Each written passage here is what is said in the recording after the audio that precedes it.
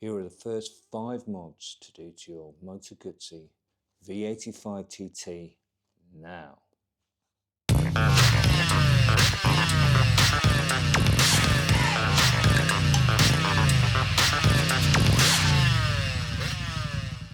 First thing you need to address when you get a new bike are the contact points.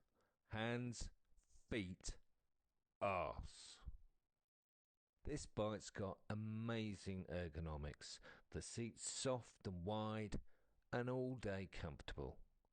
The handlebars are high and wide and slightly rolled back. This means that for me, they're an easy reach. The levers are four-way adjustable, so finding the sweet spot for the clutch and front brake is child's play. But if you live in the more northerly parts of the northern hemisphere and you like to ride all year round, then winter's a real thing, not just that week off from wearing shorts and flip-flops. In the UK, we regularly see temperatures hovering just above freezing for extended periods, like 6 months at a time. So, heated grips are an absolute must. Now, of course, you could spunk 250 quid on the official Moto Guzzi ones, or alternatively, for us tightwads, you could get a pair of Oxford hot grips and the right connectors, and then they will seamlessly integrate into the bike's brain, and you can use this little magic button to control the 3 heat settings that show up on the dash. Heat grips, 50 quid, connectors 5, total 55 quid. Bellissimo. Moving on to my feet, things are a little less rosy. Now, I'm no twinkle toes. I've got size 10.5 feet, that's 45 to you Europeans, and 11.5 for those across the pond. This must be a foot size that Italian men can only dream of. The footrest made it nigh impossible to ride on the balls of your feet, because the footrest hangers at the rear force your heels outwards.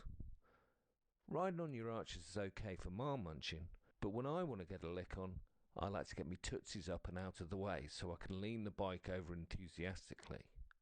So it's time to remove the rear footrests. It's a simple job involving 4 bolts, and they can quickly be reinstalled on the rare occasions I'll carry a pillion. However, it does look like I might have to install another exhaust guard on the left-hand side to avoid melting my boots on the pipe. And the best thing about this mod? It's free. Incredibile. Furthermore, the front footrests seem to be designed to perch a narrow suede Gucci loafer on, rather than a rugged motorcycle boot. This is an adventure bike. Give it some decent sized pegs that you don't feel that you're going to fall off the side of. Mind you, Guzzi are by no means alone in offering paltry footrests as standard. I'm also not a fan of rubber on top of the footrests either. I understand their vibe-killing properties, but I find them so slippy in the wet, and again, feel at the controls is paramount. As I'm not intending to do anything other than the lightest off-road riding, I'll probably look at some cheap wide pegs off of eBay or AliExpress for around 50 quid.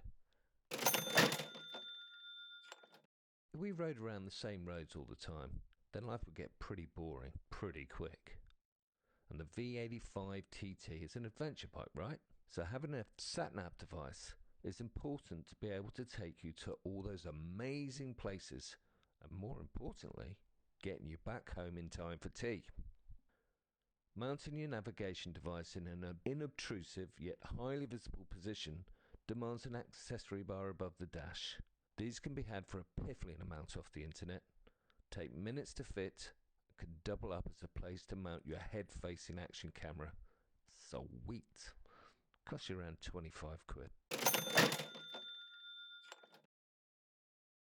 Now, there seems to be 2 common complaints with the V85.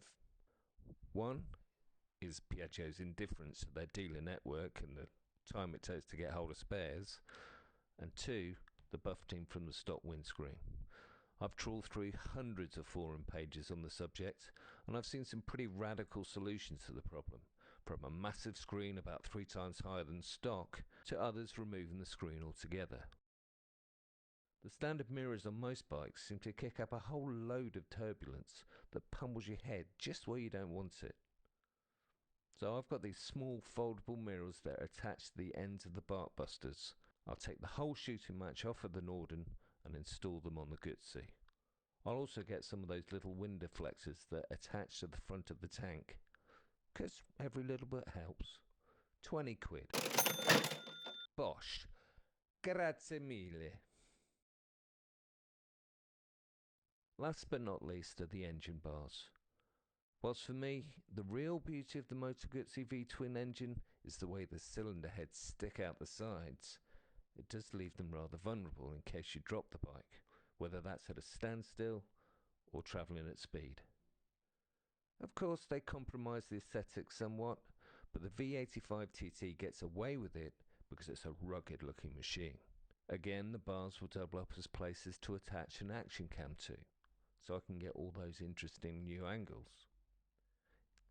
Here I'll spend a little bit more because the fitting of these things can be a bit of a pain, and like a woman in a Bangkok bar, you want all the right holes in all the right places. I expect to pay around 150 quid for legit Guzzi bars.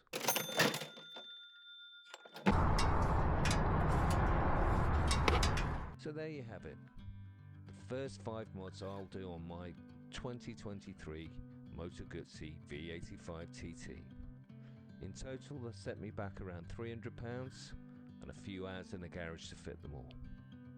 I'll report back when they're done to see if they've made the difference I was hoping for. Please comment below on what the first things you did to your bike were, or what they will be when you buy one. If you've liked what you've seen, please give this video a like and consider subscribing. It costs nothing and takes just a second. There'll be much more Moto Guzzi content to come, including the next 5 mods, which I'm sure will be much more expensive. Thanks for watching. Ciao.